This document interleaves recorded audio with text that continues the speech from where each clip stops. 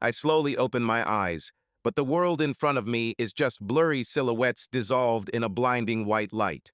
There is a dull, oppressive noise in my ears, as if I were immersed in water, where everything sounds muffled and alien. Voices drift above me, fragmentary, unintelligible, like the echo of a distant whisper. Body. It's not mine anymore. It is alien, helpless, motionless, as if carved from stone. I try to move in vain. I try to breathe deeper, and I encounter a painful heaviness in my chest, which constrains me and does not allow the air to pass freely. Each attempt to inhale is given with effort, as if the lungs have forgotten how to work. The pungent smell of antiseptic and medicine fills the nostrils and penetrates the lungs, causing dizziness. This smell is sterile, cold, lifeless. It brings with it a feeling of emptiness and vague anxiety. Where am I? What's wrong with me? A dull panic rises inside, but the body remains motionless. I am a prisoner of my own mind, surrounded by light, noise, and fear. Mr. Hudson. A soft but persistent female voice breaks through the dull noise filling my mind. It seems to penetrate through the thickness of the water, approaching, displacing the suffocating emptiness. Can you hear me? I try to answer, but my lips barely move, as if they are not obeying me. The throat is dry, the tongue seems heavy and motionless. Anxiety grows deep inside. Gradually, the fog before the eyes begins to dissipate. The outlines become clearer. Several figures in white coats leaned over me, their faces half hidden by masks. The eyes look carefully, studying, but I can't concentrate, as if my gaze is constantly slipping away. Doctors, nurses, I don't understand what's going on. Everything around me seems both real and blurry, as if I'm waking up from a long, heavy sleep. The eyelids are leaden, and in the head there is a viscous emptiness. It seems that I was injected with something that leaves my mind clouded, preventing me from thinking clearly. Where am I? The voice that escapes my lips sounds alien, hoarse, weak, as if it had not been used for years. Every word comes with difficulty, and even this short question causes a painful dryness in the throat. One of the doctors, a man of about 50, with gray hair at the temples and calm but wary eyes, takes a step closer. His voice is even, measured, but there is a hint of caution in it, as if he is choosing his words. "You're in the hospital," he replies, watching me carefully. "Did you have an accident? We performed the operation. You need to remain calm." Accident. This word echoes in the mind, awakening something dark, torn into fragments of memories. But they do not add up to a complete picture.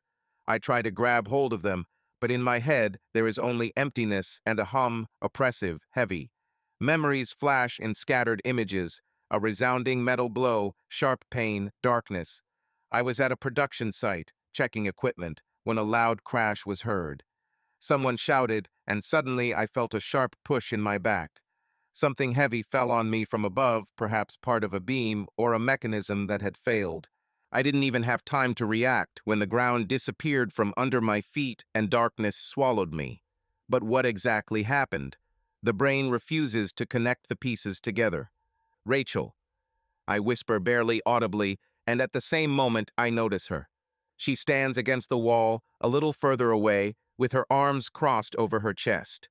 Her posture is straight and tense, but her face remains impenetrable. Too calm. No tears, no fear, not even a shadow of relief, only cold wariness in the depths of the eyes. She nods at me, slowly, almost mechanically, but doesn't take a step closer. Something in her gaze worries me. A slight pang of anxiety runs through my mind, but I can't understand what exactly is wrong. Rachel was always there for me whenever I got a little sick or had a minor injury. She always rushed to me, squeezed my hand, and whispered words of support. But now she's just watching, detached, as if watching something unfamiliar. "You need to gain strength, Mr. Hudson." The doctor's voice pulls me out of this alarming stupor. "The main thing now is recovery." I can hardly look away from Rachel, focusing on the doctor. There is a feeling of anxiety in my chest, but I try to suppress it. "What is wrong with me?" The voice trembles treacherously. Fear is already rising inside, that sticky, binding fear. and I suddenly realize what exactly fills me with horror. The doctor is silent for a moment. A tense silence hangs in the room. The nurse glances at him briefly, as if waiting for what he will say. A shadow of sympathy flashes across her face.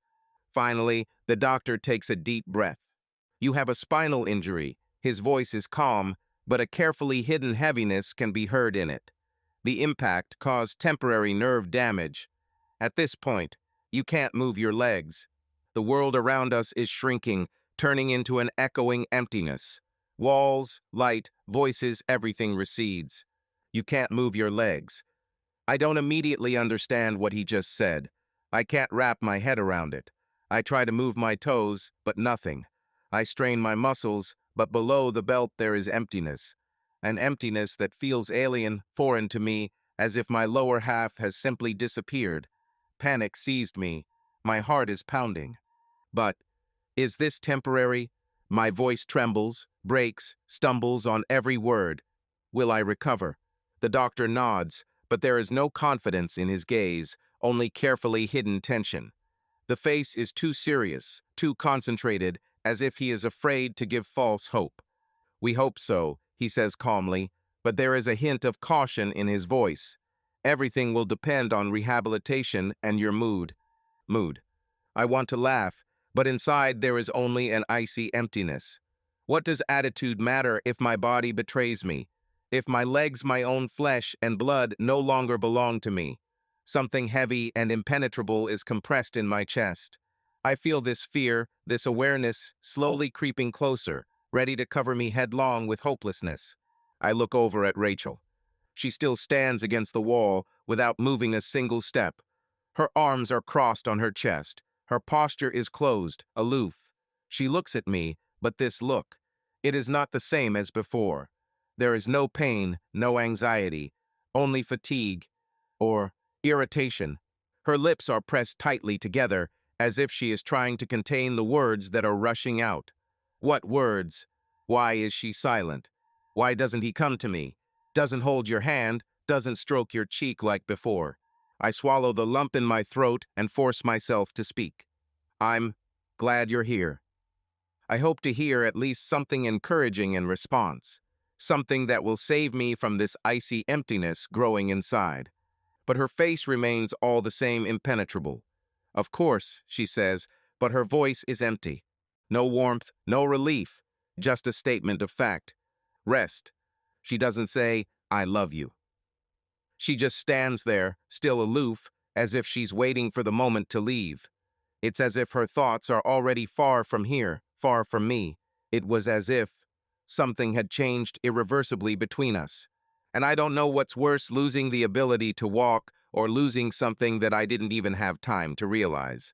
I'm starting to feel sick of this emptiness, and suddenly I understood. Not only my body was paralyzed. Everything that she and I had before has been paralyzed.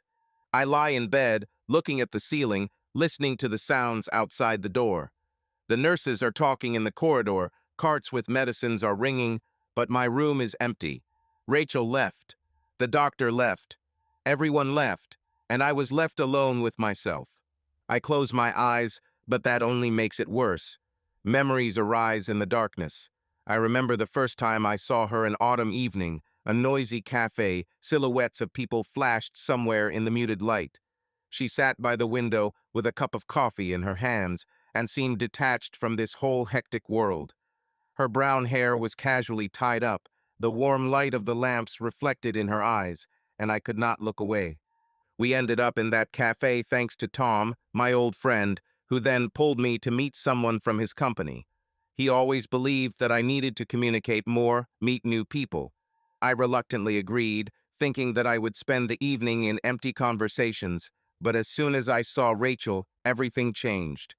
Tom sat me down next to her, saying briefly, "Rachel, this is Andrew. I think you'll have something to talk about," and disappeared into the depths of the cafe. The first few seconds passed in awkward silence, but then she smiled a warm, slightly shy smile that immediately made me feel comfortable. When she spoke, her voice was soft, filled with curiosity, and I knew that I had to do everything to see that smile again. We talked for several hours. It turned out that we have a lot in common, a love for books, for travel, for leisurely evenings spent in cozy places. She talked about her dream of opening an art studio, and I shared my thoughts about how I always wanted to build something of my own, something meaningful. It was the first time I felt like I had met someone who truly understood me. That evening, when I walked her home, it was drizzling lightly. We stood at the entrance, and I didn't know how to say goodbye correctly. Then she leaned over and kissed my cheek, leaving a light scent of cinnamon and coffee. This moment is forever imprinted in my memory. When I first told her that I loved her, it was under an old oak tree in the park where we often walked. Then there was so much warmth, so much tenderness in her eyes. I remember how she lightly squeezed my hand and whispered in response, "And I you." These words then sounded like a promise, like an oath. Can all this disappear? I force myself to think logically. She's just scared. It's a shock. Anyone would be scared. We've been together for so long, and despite everything, she loves me. This is temporary. It's just fatigue, fear of the unknown. Rachel couldn't just move away. She is strong, but she also needs support. We can handle it. A sharp knock on the door makes me flinch. A nurse enters the room, young, with a soft voice and a kind look. She is holding a syringe in her hands. "Good evening, Mr. Hudson. I came to give you an injection. How are you feeling?" Her voice sounds ordinary, but I'm pleased that at least someone is interested. "How can you expect?" I shrug, feeling the heaviness in my body. I don't feel much change yet. She nods, not surprised, carefully injects and adjusts the Roman 4. "This is fine. The main thing is to take your time. The body needs time to recover. Rest will help you." I nod, even though sleep is the last thing I want. The nurse smiles again and leaves, leaving me in silence. Rachel walked into the empty house and immediately felt how quiet it had become. There used to always be movement, hear children, David, bustle after work. Now only the muffled noise of the refrigerator and the flickering of street lights outside the windows reminded me that time was passing. She took off her coat, hung it on a hook, and walked into the kitchen. Everything was neat just as she had left it in the morning. Not a single trace of anyone else's presence. This was their common home, but now it seemed alien to her. She turned on the stove, put on the frying pan, and thought, choosing what to cook. It seemed that even this simple task suddenly became difficult. She sighed and decided to make something simple, a cheese omelet. She took the eggs from the refrigerator, but her hands were shaking slightly. "How so?" she thought, breaking one egg. "Just a week has passed, and I feel like a stranger in my own life." A week ago, she was sitting in the office, looking through documents, when the phone rang. She picked up the phone, not expecting anything unusual, but the voice on the other end of the line made her heart clench. "Mrs. Hudson? This is the secretary from your husband's business. We had an accident. David is now in the hospital." Her fingers clenched the phone so tightly that her knuckles turned white. My ears started ringing. For a second, she could not utter a word. "What's wrong with him?" she finally exhaled. "His condition is stable, but he received serious injuries. We recommend that you come immediately." She remembered how she automatically packed her bag, how she barely understood what her colleagues were saying to her, and then flew into a taxi, not noticing anything around her. When she entered the room and saw her husband, she was seized with panic. He looked so fragile, so helpless. She always knew him to be strong. A man who solves problems, makes decisions, leads the family forward.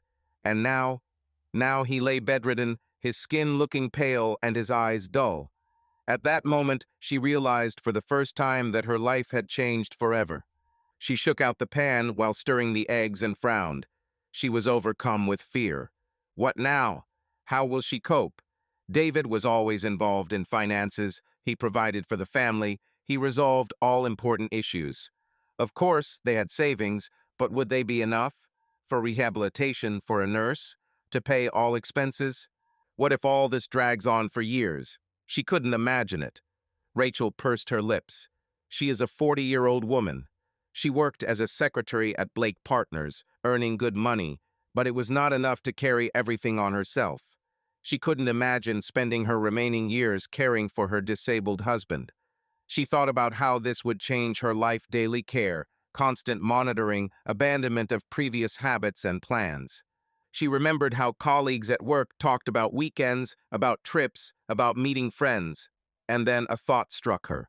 Now her life would be reduced to hospital wards, conversations with doctors, and endless care for David. She turned off the stove, threw her fork on the table, and ran her hands over her face. Deep down, she knew that David was not to blame, but this did not change her inner feeling. Her life was falling apart at the seams, and she wasn't sure she could handle it. The morning at the hospital began with a bustle. Nurses scurried through the hallways, distributing medications, checking IVs, and recording patients' vital signs. Somewhere in the distance, an MRI machine was humming, and announcements about accepting new patients were heard over the loudspeaker. David woke up feeling as if someone had invaded his personal space. Bent over him was a nurse, a young girl in a blue uniform with a badge on her chest. "Good morning, Mr. Hudson," she said with a professional smile. "How do you feel?" David blinked, trying to focus his eyes. Everything around was floating. He tried to move, but his body responded with weakness and aching muscle pain. "It's like a train ran over," he answered hoarsely. The nurse nodded understandingly. "This is normal after such injuries. Today you will have several procedures: blood tests, a doctor's examination, and a controlled tomography. We need to make sure the recovery goes according to plan." She checked his Roman 4, added something to the tablet, and smiled. "If something goes wrong, press the call button." David just nodded as he watched her disappear through the door. He was left alone again. About half an hour passed before Tom entered the room. An old friend, a colleague with whom he had worked together at the plant for the last 10 years. Tall, strong, with light graying in his dark hair, he was holding a paper cup of coffee in his hands. "Well, you're in trouble, buddy," Tom muttered, sitting down on a chair by the bed. "When they told me that you were in the hospital, I didn't believe it at first. I thought you just found a brilliant way to go on vacation, but it seems you went overboard with the surroundings. Do you know how this happened?" David frowned. His memories were blurry. I remember almost nothing." Tom sighed, took a sip of his coffee, and leaned closer. "I was on a different shift then. The boss told me everything. You were near the freight elevator when the beam's fastening broke. The whole damn structure collapsed. If you had stood a couple of steps to the left, you would have simply been crushed." David listened, trying to piece together the fragments of memory. A flash of pain, a crash of metal, someone screaming. Then darkness. "Damn," was all he breathed out. "Yes, no luck," Tom nodded. "Doctors say you have a chance for a full recovery, but it will take months.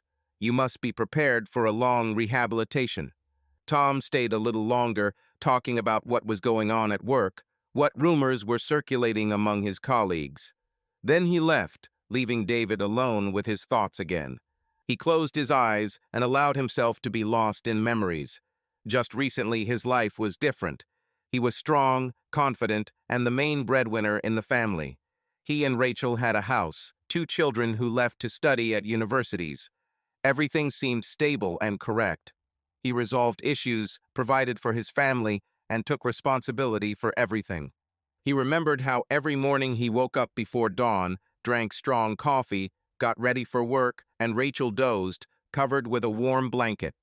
On weekends, he took his son fishing and took his daughter to the center, where she chose books in her favorite bookstore. These moments seemed insignificant, but they were what made up his life. Now everything has changed. In the past, he was strong, confident, and unbending, a man who always took responsibility, worked without rest, and took care of his family without knowing fatigue. But now he lay on a cold, hard hospital bed, surrounded by faded walls, saturated with the smell of antiseptic and medicine. The quiet, measured squeak of medical equipment reminded him of his helplessness. For the first time in years, he could neither work, nor make decisions, nor protect those he loved. Everything that had previously seemed solid now shook like a house of cards before a gust of wind. How long will this last? Will he have a chance to get back on his feet, to return to the life he built with such difficulty? Thoughts about Rachel bothered him the most.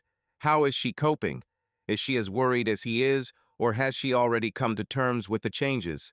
This morning she called and said that she could not come. There was an urgent meeting at work. Rachel worked as a secretary in a law firm, constantly being in the center of office intrigue and endless paperwork. She was organized, methodical, but David knew that her work always required her full involvement. Rachel's office was typical of a law firm. Spacious rooms with high ceilings, strict glass partitions separating work areas, neat rows of offices with massive oak doors.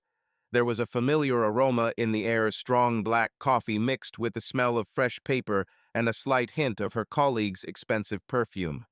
Muffled voices could be heard along the corridors. Employees were animatedly discussing court cases, upcoming meetings, and the latest amendments to the law. Rachel sat at her neatly organized dark wood desk, with folders, documents, and letters laid out in neat stacks. The glossy surface reflected the soft light of the table lamp, creating the illusion of comfort amid the formality reigning around. Her fingers lazily turned over the pages, but her thoughts stubbornly refused to form a coherent whole. It seemed that everything around was living according to its own schedule. Colleagues were hurrying along the corridor with laptops and folders. Secretaries were talking on the phone. Someone was rhythmically tapping a pen on the table in the next office. But she found it difficult to concentrate. The pile of papers in front of her demanded attention, but every now and then her gaze absent-mindedly slid out the window, where the glass reflected the stern silhouette of a woman trying to put her scattering thoughts in order. "Are you okay?" Mel, her friend and colleague, quietly asked, approaching the table with a cup of coffee in her hands. "Yes, of course," Rachel answered, but there was no confidence in her voice. Mal stared at her, then sat down on the edge of the table and leaned closer. "Are you going to David today?" Rachel pressed her lips together, feeling a wave of anxiety rise within her. The thought that she would have to see David again in such a helpless state echoed dully in her chest. Her fingers clenched nervously into a fist, and her heart began to beat faster. She didn't know how to deal with this. The air in the room seemed to become heavier, as if saturated with her own doubts. This feeling depressed her, filled her with irritation, and at the same time exhausted her to the limit. She wanted to brush it off, to run away, to forget at least for a moment about the impending worries, but reality was inexorable. He was discharged tomorrow. Tomorrow, her usual life will completely change, requiring complete dedication from her. Caring for David meant not only the endless juggling of work and caring for him, but also constant trips to rehab, sleepless nights, stressful days, trying to keep everything under control. She could already feel this burden weighing on her shoulders before it even began. Rachel ran a hand over her face, looking out the window. Behind the glass, the evening city shone with lights, but she did not see its beauty. Her thoughts were too busy with the upcoming trials. This evening was her last chance to catch her breath, to allow herself at least a few hours of peace before once again taking on a load that she didn't know if she could bear. "It won't work today," she answered after a pause. "I need to rest a little because it will be difficult further." Mal nodded in understanding. Then suddenly an idea struck her. "How about we go somewhere in the evening? Let's sit at the bar, drink wine, and unwind." Rachel thought about it. It sounded tempting. She really needed something to take her mind off all this chaos for a little while. "It's not such a bad idea," she finally said, a slight note of relief in her voice. "Let's do that." She took a deep breath, pulled out her phone, and dialed her husband's number. When David answered, she quickly made an excuse. "Hello, dear. I won't be able to come today. We have an urgent meeting here. We have a lot of work to do."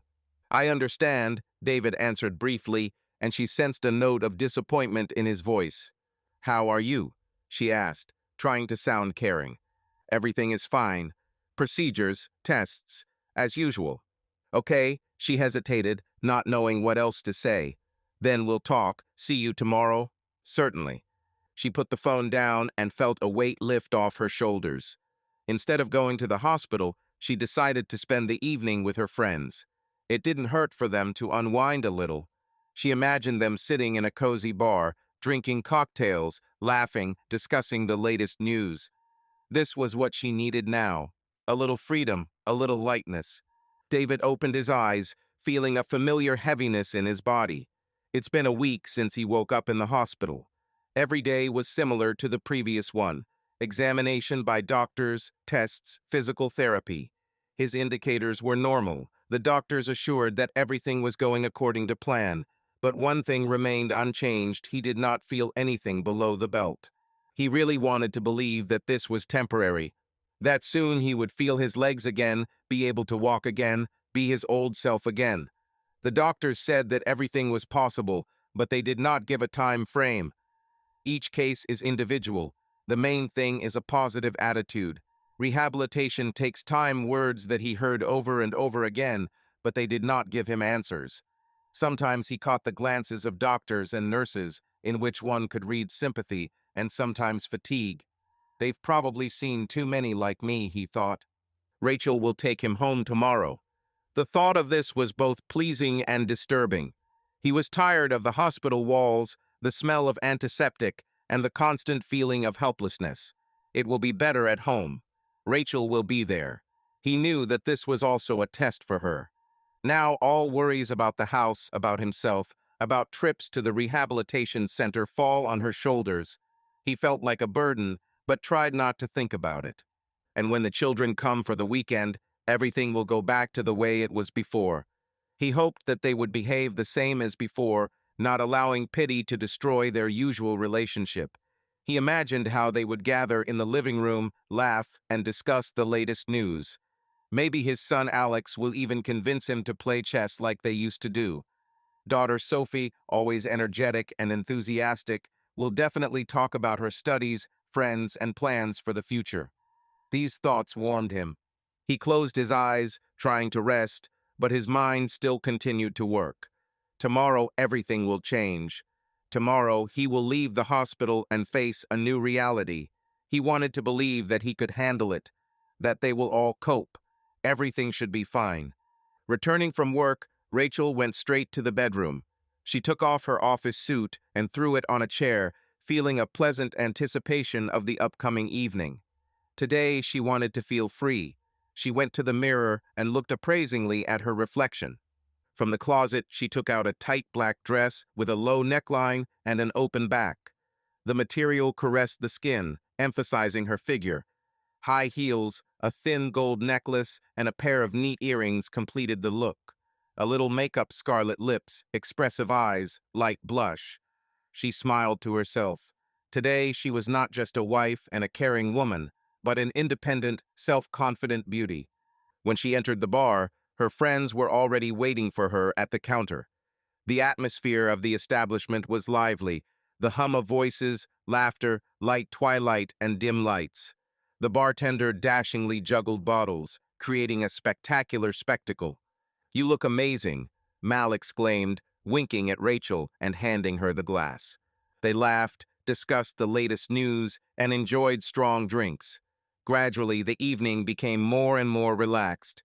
Two men approached them, both confident, well-groomed, with light half-smiles, promising interesting communication. "May I treat you to another drink?" One of them, a tall brunette in a light shirt, leaned closer to Rachel. She looked at him with slight coquetry, barely noticeable, playing with a strand of hair. "Why not?" Her voice sounded soft, but there was a hidden note of excitement in it.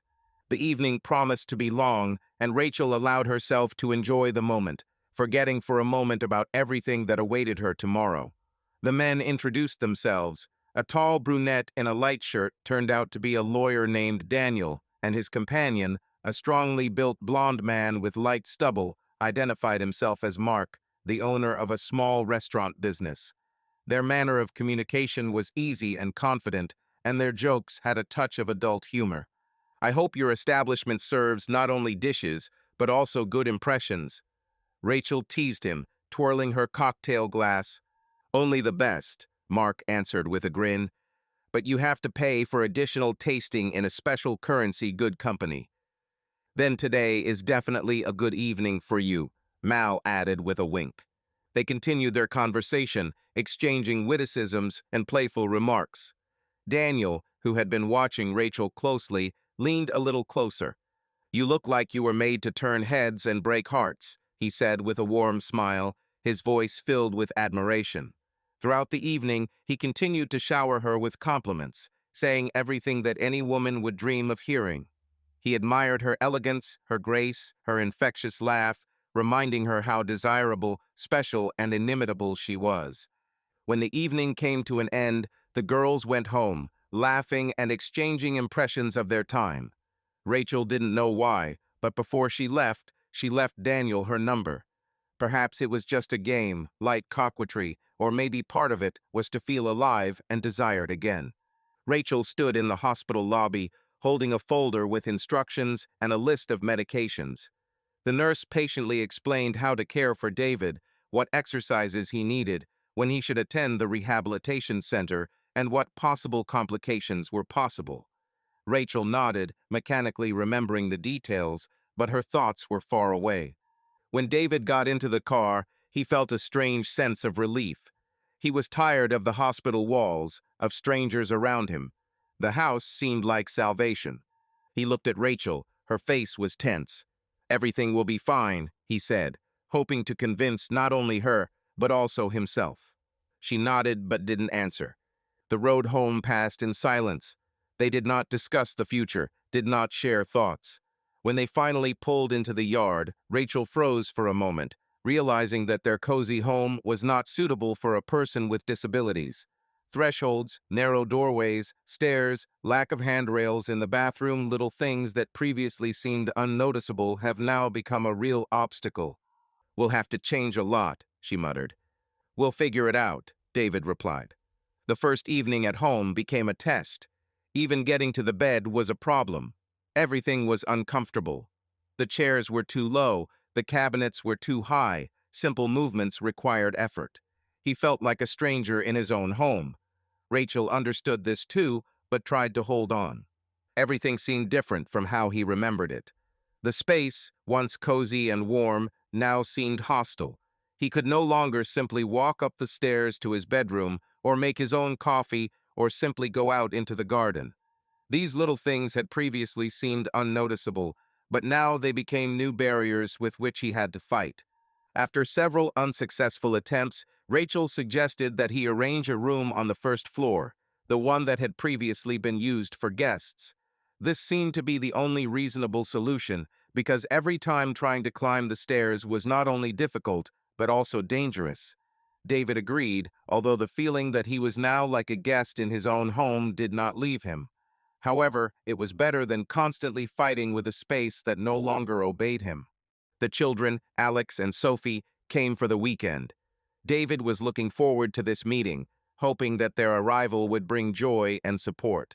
He wanted to feel the warmth of the family, hear familiar conversations, and forget at least for a while about his new situation. But instead of spending time with him, the children quickly went about their business. "Dad, I need money for textbooks," Alex said without even bothering to sit down. "And I want to go to Amanda's birthday," Sophie added, waiting for the transfer to the card. David looked at them, feeling empty. They didn't ask how he was feeling. They only needed one thing: money. He became for them not a father, but a wallet. "How are you doing, Dad?" Alex asked after a few minutes, but his gaze was already glued to the phone. "It's okay," David answered dryly, not finding the strength to say more. When the door closed behind them, he closed his eyes tiredly. "They didn't even stay long," he said quietly. Rachel didn't answer. She just cleared the empty cups from the table. Her face remained impassive, but tension hung in the air. He wondered when things became like this, when the children for whom he worked, for whom he got up in the morning and took on endless worries, stopped seeing him as a father and began to perceive him only as a wallet, a source of money that should provide for their desires. When the warmth with which they once ran towards him, shining with sincere joy, disappeared in their eyes.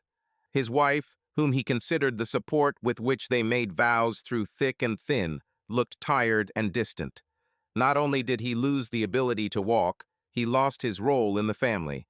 Lying in bed, Rachel tried to fall asleep, But her thoughts would not let her rest.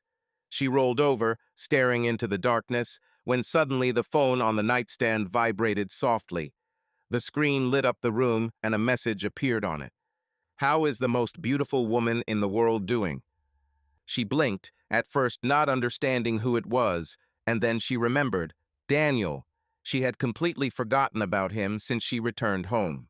Their light flirtation in the bar seemed something distant, almost unreal, but now it made itself felt again. She typed the answer. "Tired, but alive. Are you always sending out compliments this late?" The answer was not long in coming. "Only to those who deserve it. How are you? How did it go?" Rachel thought for a moment and then decided there was no point in pretending. She started typing. "It's difficult. David is home now, but everything is different. The house feels like a stranger. Everything is uncomfortable, everything is complicated. I don't know how to cope with it." "You're strong. You can handle this." She grinned. How easy it is to say this from the outside. "How are you? Charming new clients?" She decided to change the subject. "Only if they are as beautiful and smart as you. But I haven't met anyone worthy yet." She rolled her eyes but smiled. The conversation with him was easy, unobtrusive, and it contained what she was missing right now. "You seem to be really good at giving compliments. Is it a talent or part of the profession?" she joked. "More like a hobby, especially if I have a woman like you in front of me." Rachel hovered her fingers over the screen. She didn't know what to answer. Daniel didn't ask unnecessary questions, didn't judge, but for some reason his words touched her. She understood that their conversation was gradually going beyond the scope. Is she a bad wife if she wants to feel happy? Doesn't she have the right to a moment of weakness? They continued their correspondence, laughing at random stories and discussing life. He told her about his funny clients, about how one man tried to sue his own cat for damaging furniture, and she shared how David had difficulty settling into the house, and how she had to be torn between work and caring for him. This conversation was light, but it subtly touched a chord within her. Daniel not only gave her attention, but also made her think about whether she was ready to spend her years as a caregiver. That night was spent texting, and for the first time in a while, Rachel fell asleep with a smile on her lips. David sat in a chair, looking out the window. The morning light filled the room, but he did not feel any joy in it. A few weeks ago, he dreamed of returning home, and now he realized that his presence here was a burden for Rachel. She didn't say it directly, but her phrases, her facial expression, even her tone of voice hinted at it. She didn't believe he could recover. She believed that he would remain incapacitated forever. The realization of this hit my pride. His own hands dropped. He saw no point in rehabilitation, exercise, or trying to change anything. But refusing treatment meant losing insurance benefits, and without them, he would completely lose control of his life. The rehabilitation center was located on the outskirts of the city. A modern building, large glass windows, spacious halls. People in the uniform of medical instructors smiled too tightly, the walls seemed faceless, and everything around looked alien and oppressive. He felt not like a patient, but like part of a mechanism that needed to be fixed. But everything changed when he met her. She was small, like a candle flame, but just as alive, bright and tireless. Rihanna, that's how she introduced herself, with a wide smile and a look full of energy. Her red hair shone in the sunlight, and her voice carried unshakable confidence. She didn't look like a typical physical therapist. Her movements were light, but there was strength in every gesture. "So, Mr. Hudson," she began, crossing her arms over her chest, "if you think you're just going to sit around and feel sorry for yourself, then I'm going to have to disappoint you." David chuckled, but without much enthusiasm. "Don't worry, I won't cause you any trouble. You tell me what needs to be done, and I will pretend that I am trying." Rihanna narrowed her eyes. "Oh no, that won't do. If you pretend you're trying, I'll pretend you don't exist." Agreed? He was confused. This approach surprised him. Usually the people around him spoke softly, sympathetically, but there was no pity in her voice, just determination. "Okay, let's see what you can do," he muttered. She grinned and clapped her hands. Great. Get ready, Mr. Hudson. Today we will work for real. The first training session was a nightmare. David felt weak and helpless. He could not perform even the simplest exercises properly. But Rihanna didn't let him relax. She did not feel sorry for him, did not lisp him, but demanded him. Come on, one more time, she said firmly when he tried to lift himself on the uneven bars for the third time. You can, just don't give up. Easy for you to say, he breathed, feeling sweat running down his temples. You are not in my position.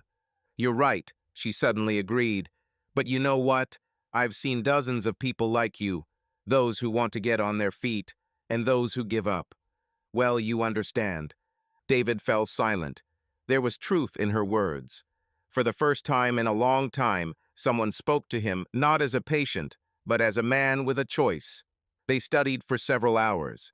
He was exhausted, but for the first time in a long time, he felt like he had done something worthwhile. When the workout ended, Rihanna sat down next to him, smiling. Good job, Mr. Hudson. We'll continue tomorrow. Aren't you too strict with your patients? He asked, wiping sweat from his forehead. She laughed. Aren't you giving up too quickly? He grinned back. Something about her made him feel alive, and for the first time in a long time, he thought that maybe he still had a chance. After training, they sat in a small relaxation area and drank coffee. Rihanna told some funny stories about her patients, and David laughed sincerely. He felt lighter next to her.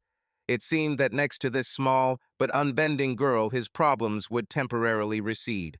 But their calm conversation was interrupted by the appearance of Rachel. She stayed longer than usual, and when she entered, her irritation was noticeable by how abruptly she slammed the door. Ready? She asked dryly, without even looking at Rihanna. David felt uneasy. He saw Rihanna raise her eyebrows slightly, but didn't say anything. Yes, he answered, trying to hide his embarrassment. Rachel didn't even bother to say hello to Rihanna, like any well-mannered person would do. She only cast a cursory, indifferent glance at her and immediately turned away, as if she was not in the room at all. Rachel didn't speak much on the way back. She looked irritated, her fingers tapping nervously on the steering wheel. David felt guilty, although he couldn't understand why. Later, when he was already at home, he took the phone and wrote to Rihanna. I apologize for my wife's behavior. She's not always like this. The answer came almost immediately. Don't worry, but it seems to me that you clearly have bad taste in women. David laughed. David clenched his teeth, overcoming the pain, but did not allow himself to give up. Every day he made every effort, clinging to every opportunity to recover. Rihanna did not let him relax. Her confidence in his abilities was unshakable. Unlike others, she did not pity him, did not console him, but demanded him. Her straightforwardness irritated him, but she was the one who did not allow him to give up. Do you think this is your limit? She said one day, crossing her arms over her chest. I've seen people in much worse condition, but they didn't look for excuses. They fought. Are you going to surpass them, or will you remain one of those who gave up? Her words hurt, but that was exactly what he needed. He couldn't afford to lose. He continued, despite the pain, despite the fatigue. After all, if he gives up now, he will lose not only himself, but also his life. But another battle awaited him at home. Rachel became increasingly distant.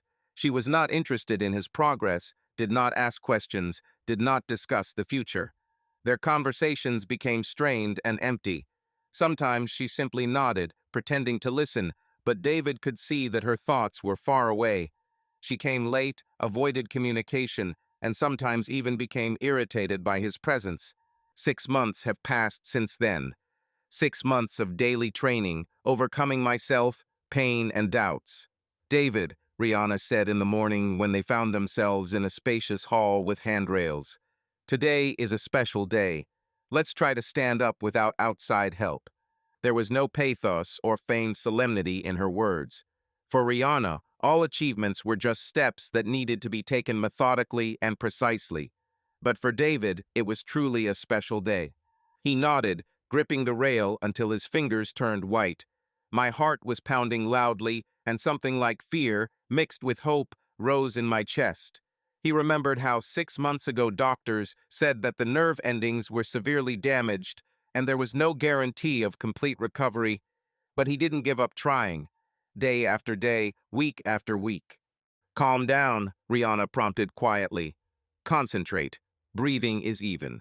She stood to the side, not touching him, but staying close, ready to back him up. Usually, she would lightly support him by the forearm or waist, but today she wanted him to try it himself. David took a deep breath, feeling the muscles in his back and arms tense. My toes tingled slightly, as if tiny electrical currents were running through me. He slowly shifted his weight to his feet. His body seemed to protest, his knees buckled, but he did not give up. The moment seemed like an eternity. And then he straightened his back and straightened up. Uncertainly, unsteadily, but still standing. Without anyone's help. Just a few seconds, but for him it was a real feat. Great, Rihanna's voice filled with emotions. Pride, joy, relief. Let's go a little further. He tried to tear his hand away from the handrail. The right leg was trembling, the left seemed to be filled with lead, but he was able to keep his balance. A second, another second. Then his knees gave way, and he sank onto the bench, unable to cope with the weight of his own body. Sorry, he exhaled, lowering his head in disappointment. Are you kidding me? Rihanna grinned, leaning towards him. You have now done something that 6 months ago doctors considered almost fantastic. Don't you dare ask for forgiveness. She handed him a bottle of water, and David took a greedy sip. Blood was pulsating in his temples, his heart was pounding, but a feeling of triumph was already beginning to reverberate in his chest. Even if it was just a tiny step, it meant that there was a road to full recovery. We need to tell Rachel about this, he said out loud, not noticing how his face changed at the same time. The mention of his wife always seemed to give him mixed feelings. A year ago, when he had an accident at work, she seemed inconsolable at first, but very quickly her attitude became aloof. Now there was still obligatory care on her part, but there was no warmth in her, and David could not understand the reason for such coldness. Rihanna sighed quietly. She never spoke ill of Rachel, but there was sometimes a sympathetic shadow in her gaze when David mentioned family problems. Are you sure she will be happy? She asked carefully. Probably, he said, not knowing who he was trying to convince more, Rihanna or himself. Deep down, he wanted Rachel to be proud of him. I wanted her to look at him with the same look that she had once greeted him in the evenings after work, to make him feel needed, loved, valuable again. David felt tense all the way. He tried to talk about what I got back on my feet today, but she just nodded, muttering, "Okay, well done." No delight, no joy. How is your work? He asked, trying to start a conversation. Yes, okay, she answered curtly. There's a lot to do now. One of our clients has an important deal coming soon. And then her phone rang. She glanced at the screen and immediately hung up the call. David noticed how her lips pursed into a thin line. Never before had he seen such a reaction from her when someone at work called. Usually she answered calmly, without unnecessary emotions, and now he felt that she was nervous. Who called? He asked quietly. Yes, she winced, switching gears. For work? Doesn't matter. They drove home in silence. The atmosphere inside the car was almost palpable ice. When Rachel finally turned off the engine in the yard, she looked as if she wanted to immediately escape from this situation. I think I'll still go to the store, she said, helping him move into a chair. We need to buy some groceries. He wanted to say that the groceries bought in the morning would be enough, but he saw how intensely her eye twitched and remained silent. Okay, David agreed. David lay in bed, listening to the sounds coming from the bedroom door. The evening had already enveloped the house in soft darkness, and the silence, interrupted only by the occasional sounds of the street, made his hearing especially sensitive. He heard Rachel walking around the kitchen, saying something quietly, and then her voice became a little louder and more emotional. Curiosity and anxiety took over, and David tensed and listened. Rachel's voice was quiet but confident, and her interlocutor, her friend Mel, whose laugh he immediately recognized, answered her with a barely noticeable mockery. "You have no idea," Rachel's voice sounded with a note of delight and nervous excitement. "This is something incredible. Daniel, he knows what I want, what I've been missing all this time." David felt his heart skip a beat. He held his breath, afraid to miss a word. "Well, I understand you," Mal answered with a slight smile in her voice. "Still, this is completely different, right?" "Yes." Rachel laughed, but there was something bitter in that laugh. "He's attentive, sensual. He knows how to touch, how to look. Hell, even how to say something to make me feel wanted. I forgot what it is. With him, I'm alive." "And you don't regret it?" Mal asked, lowering her voice. "No," Rachel whispered, her voice trembling with sweet excitement. "I don't regret a second. He makes me moan like no one has ever moaned before. His touches drive me crazy, make me forget about everything. He takes me the way I need, in a way that my disabled husband will never be able to and never could." David closed his eyes, and cold, burning pain rolled through him like a sharpened blade, leaving behind deep, invisible, but unbearably painful wounds.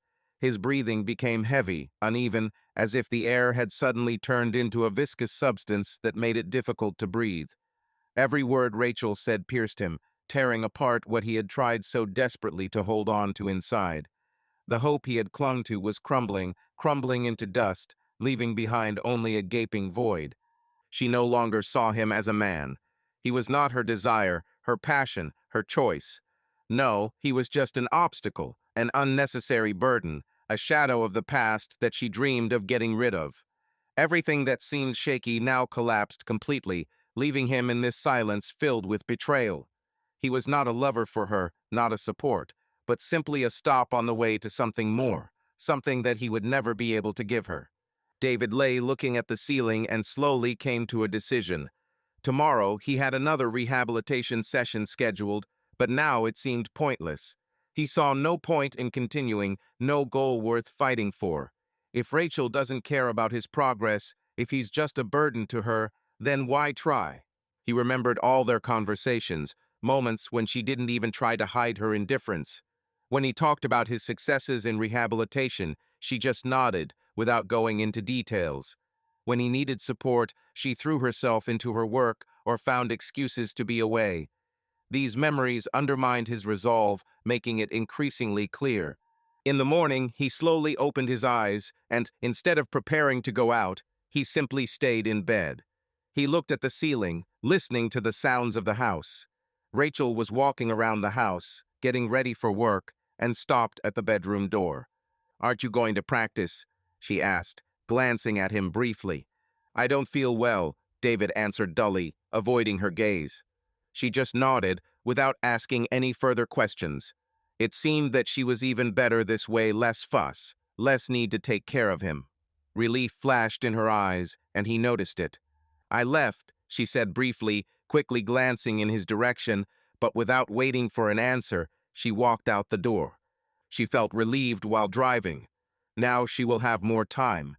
You can calmly finish all your work in the office and then stop by a lingerie boutique. Her lips twitched into a slight smile. Yes, she knew exactly what she wanted to buy for an evening with Daniel, something special that would drive him crazy. She imagined how he would take off her new purchase, with what impatience he would look at it. These thoughts made her heart beat faster. Everything that was at home now seemed to her something distant, blurry, insignificant. Daniel was her real reality, and this evening belonged only to them. Meanwhile, the only person who cared was Rihanna. She tried to call David, but he didn't answer. Unable to bear the anxiety, she decided to go to his house. Once on the threshold, she immediately realized that something was wrong. David opened the door with a dull look. He looked broken. His shoulders were slumped and his face looked drawn. Rihanna didn't ask questions, she just walked in, sat down on the chair opposite him, and said, "Speak, what's happened?" David was silent at first, but under her gaze, he finally admitted that he had overheard Rachel's conversation. He told everything, every detail, every word, which made him feel like nobody in her eyes. How she talked about Daniel, how she looked forward to meeting him, how she dreamed of a new life in which David was no longer needed. He spoke, and with each word his voice became quieter until he was completely silent. Rihanna listened to him calmly and then covered his hand with hers.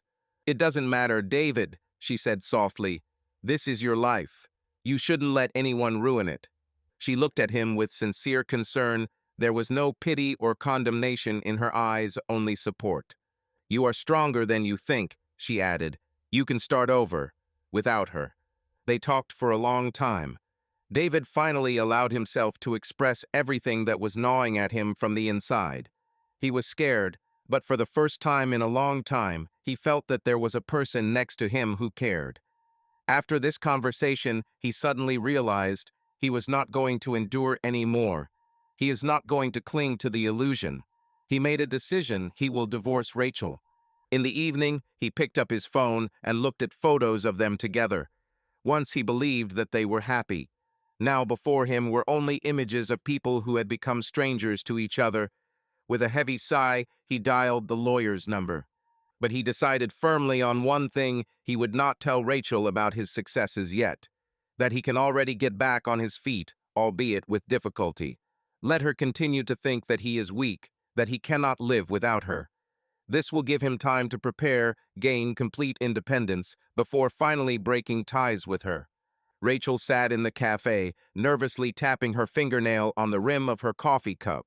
She waited for Daniel, and anxiety burned inside her. Usually, he was always the first to arrive, but today he was delayed. When the door finally opened and he walked in, she immediately knew something was wrong. His gaze was intense, his movements constrained. He sat down opposite, took a short pause, and, without raising his eyes, said, "We need to take a break, Rachel." These words stuck in her mind, punching a hole in the sweet anticipation of their next meeting.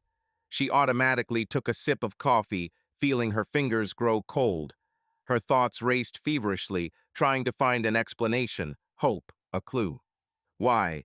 Her voice trembled, but she quickly pulled herself together, trying to maintain a semblance of calm. Lisa began to suspect something. She started asking questions, looking at me differently. "I can't take risks." His voice was low but firm. "Until everything calms down, we should be careful." Rachel nodded, hiding her emotions behind a mask of calm. But everything was boiling inside. "Break, caution," he talks as if this is just a temporary measure. But what if this is a step towards the end of their relationship? "Okay," she replied, trying to sound indifferent. "If it's necessary, then it's necessary." She took another sip of coffee, but the taste seemed bitter. Questions were swirling in my head. What if Lisa already knows everything? What if he's just afraid of her reaction? Maybe she has already started acting, threatening him, manipulating him. But the thing that worried Rachel the most was, what if Daniel was just looking for an excuse to leave? This thought made her heart clench. She remembered all their moments: stolen glances, touches, passion. She couldn't believe that none of this meant anything to him. She hoped it was temporary, that everything will change soon. Maybe if David finds out about her feelings, he will propose a divorce himself. Maybe Daniel will decide to leave Lisa. Then they will finally be together for real. This thought became her saving grace. "How long?" she asked quietly, avoiding his gaze. "I don't know." He ran his hand over his face, clearly experiencing tension. "I hope not for long. I just need Lisa to calm down." Rachel nodded, but a feeling of foreboding grew in her chest. "I hope" is too vague, too vague. She didn't want to be the one who was simply left for later. Her heart beat faster as she watched Daniel get up from the table. She wanted to say something, but didn't know what. "I love you. I don't want this break." But the words stuck in my throat. "I hope you understand," he said goodbye, but his voice did not contain the confidence that always sounded in him. She nodded, and when he left, she slowly finished her coffee, feeling warm hope in her chest. After all, now she had time to change everything. One evening, David met her in the kitchen, holding a folder in his hands. Many emotions were boiling inside, but his voice remained calm. "We need to talk," he said quietly. Rachel looked at him and then looked at the folder. Her heart beat faster. She could not hide her joy because finally everything was happening the way she wanted. Without hesitation, she took the documents without even reading them properly and signed them. Her hand did not tremble. A slight smile touched her lips. Everything was simple, easily. All? She asked, trying to keep her tone neutral, but a light of relief sparkled in her eyes. That's it, he answered dryly, taking the papers back. David looked at her and couldn't believe his eyes.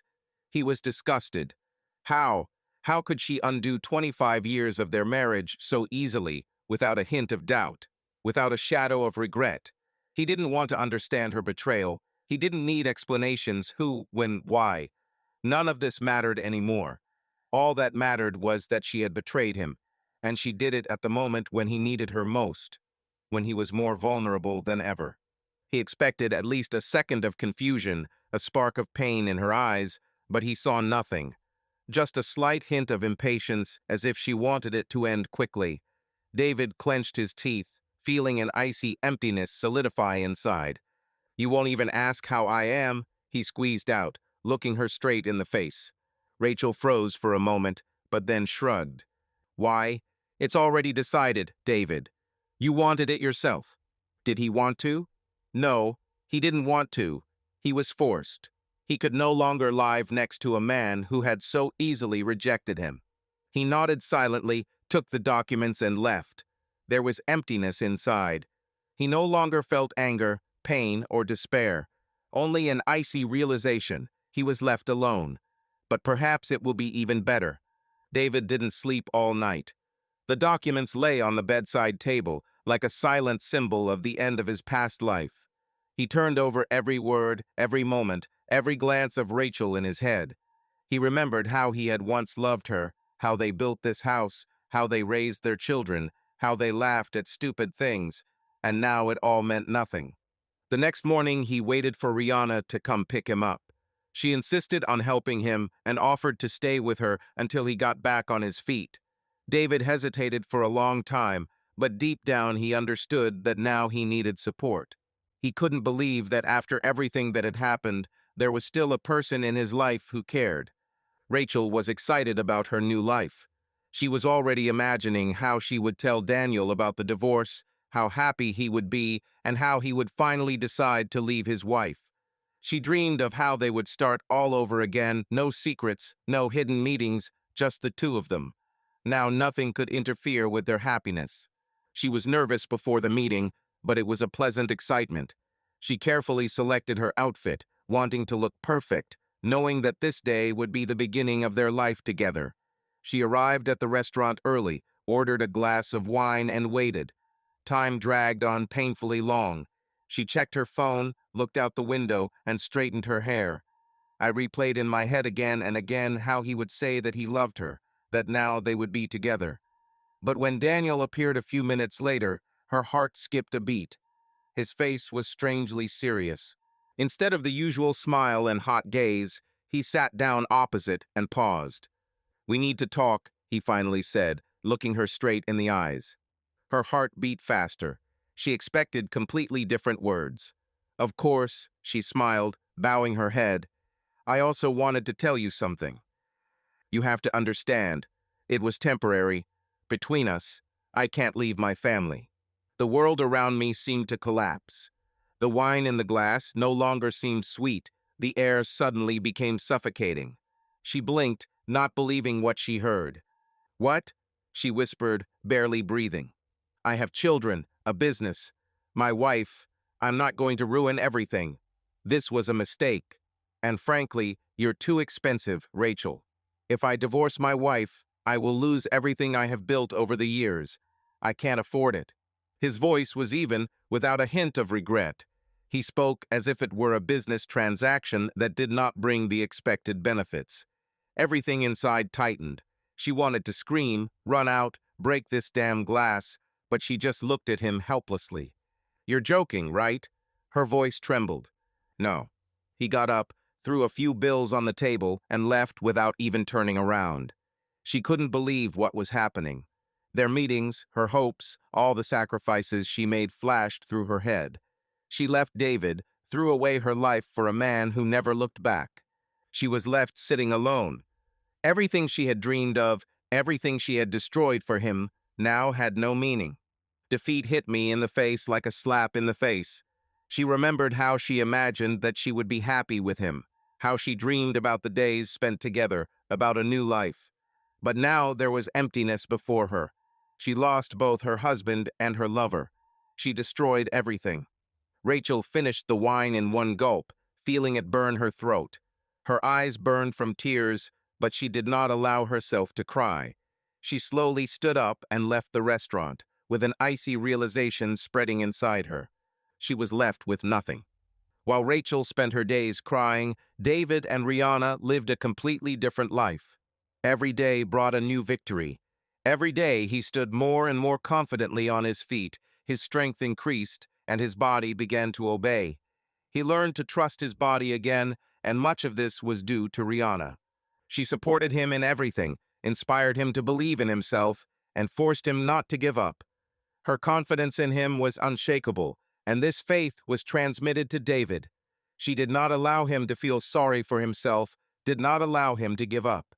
Instead of sympathy, motivation, instead of pity, persistence. Every day she found new ways to cheer him up, be it morning runs, albeit on crutches, or small trips around the city together. She did everything to make him feel complete again. The time spent in her apartment was filled with laughter and lightness. Rihanna was like a fresh breeze, bringing a sense of freedom into his life. She did not allow him to dwell on the past. She helped him move forward. They laughed at his awkward attempts to learn new things, cooked together, watched films, and discussed books. In the evenings, she took him for walks in the park, where he slowly but surely took steps towards a new life. It was a different world without pain, without betrayal, without regrets. One evening, sitting on the balcony of her apartment, David caught himself thinking that he felt good with her. So good that it was starting to scare me. He looked at her, her hair was flying in the wind, the joy of life sparkled in her eyes. Her smile was warm, sincere, without a shadow of doubt. "What are you thinking about?" she asked, noticing his gaze. He exhaled slowly, looking away. "I'm just thinking how things have changed. How I have changed. How you changed me." She smiled but didn't answer. Instead, she took his hand and squeezed it lightly. The gesture was simple, but it felt like something more. There was no pity, no regret, no fear in her touch, only warm, sincere support. The next few weeks were a real turning point for him. He increasingly noticed that he was waiting for her to return from work, that he enjoyed every day spent with her. They began to travel out of town, spend evenings in cafes, discussing everything that could come to mind. She taught him to enjoy life again, and he began to believe that there really could be something good ahead. And at some point he realized. Feelings. They came carefully, slowly, but every day they became stronger. 5 years later, David and Rihanna have become a real family, strong and inseparable, like the roots of an old oak tree that shelters their house from the winds of fate. Their life changed, but only for the better now. Every morning began with the warmth of their beloved hands, with the aroma of freshly brewed coffee and the ringing laughter of children, which became the most beautiful melody for them. They lived in a cozy house by the lake, where the water reflected the sun's rays like thousands of little stars, and a light breeze played with the curtains in their bedroom, filling it with freshness and peace. Rihanna gave David not only love, but also the most precious miracle, their little daughter, a bright creature with huge, curious eyes, the color of the morning sky, and a ringing voice like the ringing of bells. She was their universe, the center around which their lives revolved, lighting up every day with her carefree joy. David looked at Rihanna with tenderness, watching as she, smiling, rocked the baby, singing her a quiet, gentle lullaby. In the faint light of the night lamp, their daughter's face seemed almost angelic. Tiny hands clung to her mother's finger, her eyelids lazily closed, and her lips trembled from time to time. But as soon as David approached, the girl, as if sensing his presence, began to move. She opened her huge eyes and, seeing her father, reached out to him with trusting, pure love. Her fingers, so tiny and warm, curled around his thumb, as if not wanting to let go. Sometimes she suddenly began to babble something in her childish language, and it sounded to David like the most beautiful music. He carefully picked her up, pressing her to his chest, and the baby was immediately enveloped in calm. She yawned, settled comfortably on his shoulder, and, after playing a little with his button or zipper on his jacket, fell asleep, completely trusting him. At these moments, his heart sank with overwhelming love and gratitude. He recalled the day when Rihanna entered his life, like a fresh spring wind, how her warm gaze and sincere words pulled him out of the darkness and filled every new day with meaning. Now she gave him another treasure, their daughter. And looking at this tiny life, David understood. He did not just find happiness, he found a whole world. Every day was filled with care and happiness. Their morning began with gentle kisses and light whispers so as not to wake up their daughter. During the day, they went together to the lake, where they played with the baby, enjoying her boisterous laughter. In the evening, they sat on the veranda, admiring how the sun, sinking below the horizon, painted the sky in crimson shades, and then, under the arch of stars, they shared their thoughts, dreams, plans. The house was filled with children's babbling, quiet conversations, good jokes, warmth that warmed even the coldest days. Sometimes, in rare moments of silence, when the night covered the city with its velvet blanket, David remembered the past, something that he had long tried to leave behind the memory line. He remembered the moments when it seemed that the world had turned its back on him, when loneliness, like a thick fog, penetrated every cell of his soul, squeezing it with cold fingers. He remembered how his own family, the one that was supposed to be his support, had backed down, turned away when he was no longer convenient for them. Their words, once filled with care, turned into icy reproaches, and their glances into empty, indifferent reflections of strangers. He remembered how one day he was left alone in this darkness, without support, without hope, like a ship that had lost its bearings in an endless, stormy ocean. But now these memories seemed alien, distant, as if they were happening not to him, but to someone else, someone he once knew, but had long ago let go of. Everything that happened before Rihanna, before their daughter, lost its meaning like an old, forgotten book with worn pages that you no longer wanted to read. Now he had everything: love, family, home, warmth, which he had been deprived of for so long. Rachel has spent her last years alone. After breaking up with Daniel, she tried to put her life back together, but things turned out to be more difficult than she expected. After the divorce and division of property, she moved to a smaller apartment, where everything seemed alien and faceless. The first months were filled with endless thoughts about the past, attempts to understand where exactly she had gone wrong. It was hard to admit that she herself had destroyed her family for the sake of a man who was simply using her. She tried to improve her career and switch to work, but the inner devastation did not disappear. Colleagues perceived her as a competent but reserved person, and new acquaintances quickly faded away. Rachel couldn't allow herself to be distracted from thinking about what she had lost. She spent her evenings alone, replaying memories of the past in her head. The only thread connecting her with her former life was her children. Alex and Sophie grew up, they had their own worries, but their main question remained their father. They could understand why he stopped communicating with Rachel. Betrayal and betrayal could not pass without a trace. But what they couldn't accept was his complete absence from their lives. He didn't show up at family holidays, didn't call, didn't write. Alex still tried to find excuses, but Sophie did not hide her indignation. One day at a family dinner, when the conversation turned to this again, Alex shook his head thoughtfully. "I understand that he was angry with you, Mom. But why did he cut us off too? We are his children." Sophie nodded, putting her fork aside. "He doesn't even answer my messages. I tried several times, but nothing. Is it possible to just forget about us like that?" Subscribe to our channel so that your love doesn't cheat on you, and go ahead and listen to the next story, because this story is nothing compared to the next one. If you're under 18, don't even think. Click to the next one. Click to the next one. Click to the next one. Click to the next